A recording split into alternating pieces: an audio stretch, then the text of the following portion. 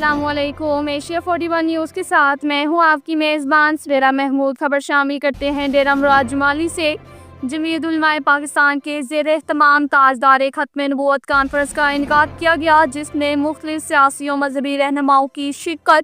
Conference سے علامہ عبدالحکیم انقلابی نے ختم نبوت پر مدلل خطاب کیا۔ شرکا کی جانب سے اتحاد و یکجہتی پر زور دیا گیا۔ جمعیت علماء پاکستان امام نورانی کے زیر اہتمام تاجدار ختم نبوت کانفرنس کا انعقاد کیا گیا، جس میں مختلف مکاتب فکر، سیاسی اور سماجی جماعتوں کے رہنماؤں نے بڑی تعداد میں شرکت کی۔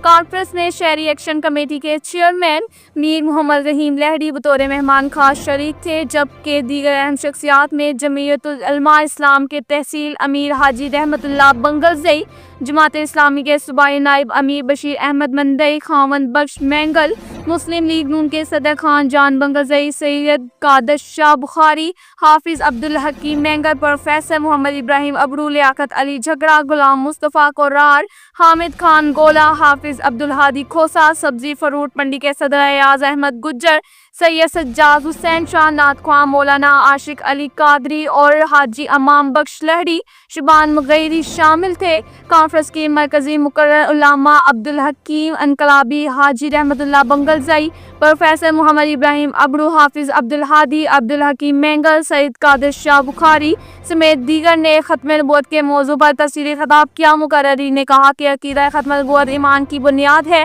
اور امت مسلمہ کی بقا اسی سے وابستہ ہے۔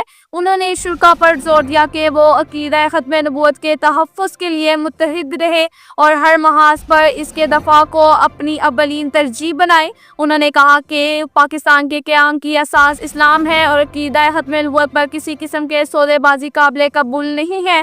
مقررین نے حکومت سے مطالبہ کیا کہ ختم نبوت کے قانون کو مزید مضبوط بنایا جائے اور اس کی خلاف ورزی کرنے والوں کے خلاف سخت کارروائی کی جائے۔ کانفرنس میں شریک سیاسی اور سماجی رہنماؤں نے کہا کہ آج امت کو باہمی اتحاد و اتفاق کی پہلے سے زیادہ ضرورت ہے۔ کانفرنس کا اختتام اجتماعی دعا پر ہوا، جس میں ملکی سلامتی، امت مسلمہ کے اتحاد اور عقیدہ ختم نبوت کے تحفظ کے لیے خصوصی دعائیں بھی مانگی گئی۔